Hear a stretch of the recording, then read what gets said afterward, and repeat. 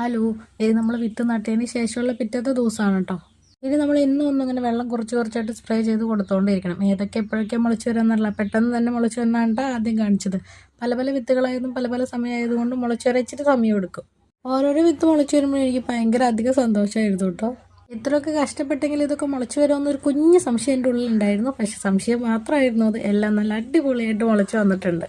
ഒരു 3-4 ദിവസത്തെ കാത്തിരിപ്പിന് ശേഷം മാത്രമാണ് കേട്ടോ ഉള്ളൂ. ഒത്തിരി സമയമൊന്നും നമുക്ക് കാത്തിരിക്കേണ്ടി വന്നിട്ടില്ല. കാരണം നമ്മൾ ഇതിനകത്തൊട്ട് മണ്ണ് ഇട്ടിട്ടില്ല, ഫുൾ വളം മാത്രമാണ് മിക്സ് ചെയ്ത് കൊടുത്തിട്ടുള്ളൂ.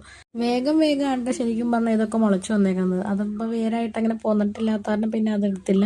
പകുതി ഇതൊക്കെ അതുപോലെ ഞാൻ പറഞ്ഞില്ല, ഒരു കുഞ്ഞ് ചെടിച്ചട്ടി പോലെ തന്നെ നമുക്ക് കിട്ടുന്നത്. അപ്പോൾ ഇതിൻ്റെയൊക്കെ വേര് നന്നായിട്ട് പിടിച്ചു തുടങ്ങി കേട്ടോ.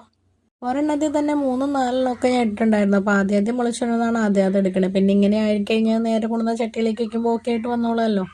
ഇതിനകത്ത് മുളച്ചു വന്നേക്കുന്ന ചില വിത്തുകളും തൈകളും ഒഴിച്ചാൽ ബാക്കി എന്തിൻ്റെയാണെന്ന് പോലും എനിക്കറിയില്ല. ഞാനാണെങ്കിൽ പ്രത്യേകിച്ച് ഇങ്ങനെ ഒരു മെത്തേഡ് ഉപയോഗിച്ച് അങ്ങനെ മുളപ്പിച്ചെടുക്കുന്ന പരിപാടികളില്ലായിരുന്നു. എന്തെങ്കിലും പഴങ്ങളൊക്കെ തിന്നുക, അതിൻ്റെ കുരു കൊണ്ടുപോയി കുഴിച്ചെടുക്കുക, പിന്നെ അത് മുളപ്പിച്ചെടുക്കുക, അങ്ങനെ നടുക, അങ്ങനെ പരിപാലിക്കുക. ചിലപ്പോൾ പരിപാലിക്കാതിരിക്കുക, ഇങ്ങനെയൊക്കെ ആയിരുന്നു എൻ്റെ രീതികൾ. പക്ഷേ ഇതെനിക്ക് ഭയങ്കര ഇഷ്ടമായിട്ടോ. നല്ലൊരു സാറ്റിസ്ഫാക്ഷൻ ഉണ്ട്, നല്ല സന്തോഷമുണ്ട്. പിന്നെ എന്താ, നമുക്ക് കാത്തിരിക്കുമ്പോൾ ഒരു ഇതുണ്ടല്ലോ, ആ ഒരു ഇതുമുണ്ട്. ആ ഒരു ഇത് ഏതാന്ന് എന്നോട് ആരും ചോദിക്കരുത്. എല്ലാവരും ഇതുപോലെ ഓരോ ഷീറ്റൊക്കെ മേടിക്കുക, നമുക്ക് എന്തെങ്കിലും വിത്തൊക്കെ ഇട്ടങ്ങ് മുളപ്പിക്കുക, പിന്നെ അതങ്ങ് പരിപാലിക്കുക.